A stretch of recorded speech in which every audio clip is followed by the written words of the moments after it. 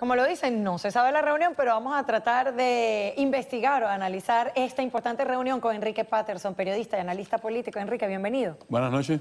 Es importante, dicen muchos, porque la vicecanciller Vidal viajó hasta Washington, o sea, no pudo haber sido cualquier cosa la que fue a conversar. Alan Gross y ese tema es tan significativo para mover a esta funcionaria. A mí me parece que no es el caso de Alan Gross, aunque eso tiene que haberse tratado. A mí me parece que lo que está pasando es que el caso de Alan Gross y los espías se ha convertido en un escollo al paulatino acercamiento que la administración del presidente Obama y el gobierno de Cuba están haciendo.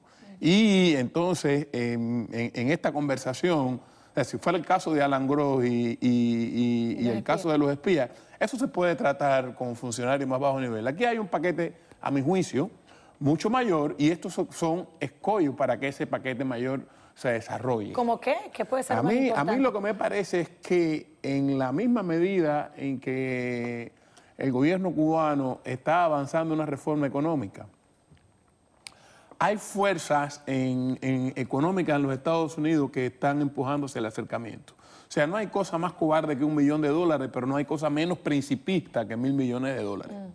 Y yo siempre he tenido la tesis de que el gobierno cubano está en la capacidad de quitarse el embargo sin hacer concesiones políticas de peso en la misma medida en que la economía se abra y que los capitales se interesen en entrar. Y a mí lo que me parece es que estos son escollos. Alan Gross y los espías son escollos que están en el medio de esa tendencia hacia un acercamiento general en la misma medida en que la economía de Cuba empieza a hacer pinino para abrirse y los capitales empiezan a sentirse sedientos para no perder la oportunidad. Es lo que yo veo. ¿Y por qué tanto misterio en estas reuniones? Siempre que hay dos encuentros entre miembros de dos países, pues incluso hasta hacen ruedas de prensa. Estamos tratando esto, estamos tratando hasta cuando llaman a sus embajadores en consulta. Sí, no siempre en la política se hace todo, en la política, o sea, en la diplomacia, se hace todo de una forma transparente. Los dos países no tienen relaciones diplomáticas, aunque sí las tienen, y entonces la conferencia de prensa ya sería un nivel de sintonía que no es el que existe entre los dos países, por lo tanto, eso va a permanecer en la opacidad, pero tenemos que estar vigilando porque realmente hay un acercamiento y zona de distensión. Por ejemplo, cuando Snowden, el chivato nacional, quiso ir hacia Cuba para poder pasar a Ecuador o quizás quedarse en Cuba en la época de Fidel Castro lo hubiera acogido allí a la vez que perseguía a los periodistas independientes, hubiera acogido y lo hubiera convertido en una bandera. Entonces, el general presidente Raúl Castro no lo aceptó para no molestar a los Estados Unidos.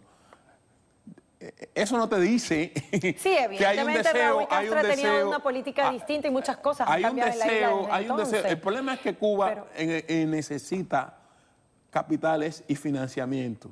Y la geografía cuenta. Cuba está a 90 millas de los Estados Unidos y no es cualquier país, es la potencia capitalista más importante del mundo. Por lo tanto, Raúl Castro sabe que como único su reforma va a funcionar, Raúl Castro y los que vienen detrás, con la inversión de los capitales norteamericanos. Entonces está por un lado el orgullo de mantener las posiciones históricas y por otro lado de mantener a los cubanos bajo control.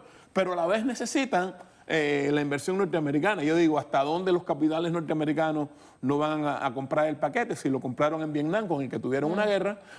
Bueno, pero aún así el gobierno de Raúl Castro ha denunciado y fue hace poco los planes de infiltración en la isla del Sunsuneo. Sí, pero esos planes de infiltración a quien están acusando a miembros de la comunidad cubana. Y el gobierno cubano siempre distingue entre... ¿Y los 4 detenidos? Entre los miembros de la comunidad cubana que entraron allí con pasaporte cubano, según tengo entendido, y por lo tanto se someten a las leyes cubanas, y distingue mucho de eso con relación al gobierno norteamericano. El gobierno cubano a veces demoniza más a la comunidad exiliada, que en última instancia es quien mantiene la economía del país, que al propio gobierno de los Estados Unidos. Eso depende. Hay un matiz ahí que yo en términos generales veo que el gobierno cubano está mucho más cooperativo en términos generales al margen de Venezuela, que a él en eso le va la vida, pero está propiciando las conversaciones de paz de Colombia con la guerrilla y la está propiciando en La Habana. Todos esos son síntomas que en el plano de la política general te dice que ellos quieren un acercamiento. El problema, y yo esto lo veo de esta forma, el castrismo lentamente tiende a desaparecer, pero la dictadura no. Y entonces, del lado acá, en la misma medida que el castrismo lentamente fenece, no le está importando mucho a determinados sectores económicos si hay una dictadura como no le ha importado en Vietnam. Entonces, ¿qué estrategia adoptan los cubanos de adentro y de fuera de la isla para meterse en el medio de ese? Es el problema. Y esta mujer que fue hasta allá, Vidal, que la tengo aquí atrás, la vicecanciller, ¿qué características tiene especiales? Que fue ella la enviada, ¿por qué no el canciller? Porque ella en primer lugar, si es el canciller es de más alto nivel. Y en segundo lugar, ella es la que atiende el área de los Estados Unidos. Entonces, es la que le toca y además le da más bajo perfil a... Bien, gracias Enrique Patterson por haber estado con nosotros. Bueno, esperaremos a ver los anuncios. Seguramente tenemos que seguir observando los acontecimientos y ponerlo en un cuadro general a ver si las fichas caben o no. Sí. Estamos especulando. Bueno, hacemos una pausa. Al volver, Joe Carollo regresa con más pruebas de presunta corrupción en la ciudad de Doral.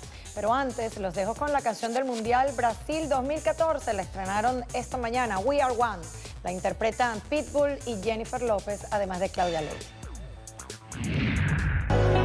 We're on top of the world, we are one, one, one. We believe in ourselves, we are one. We are brave, we are strong, we are one, one, one.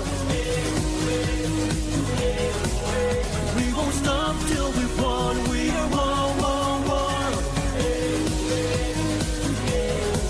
Estamos nosotros todo mundo, somos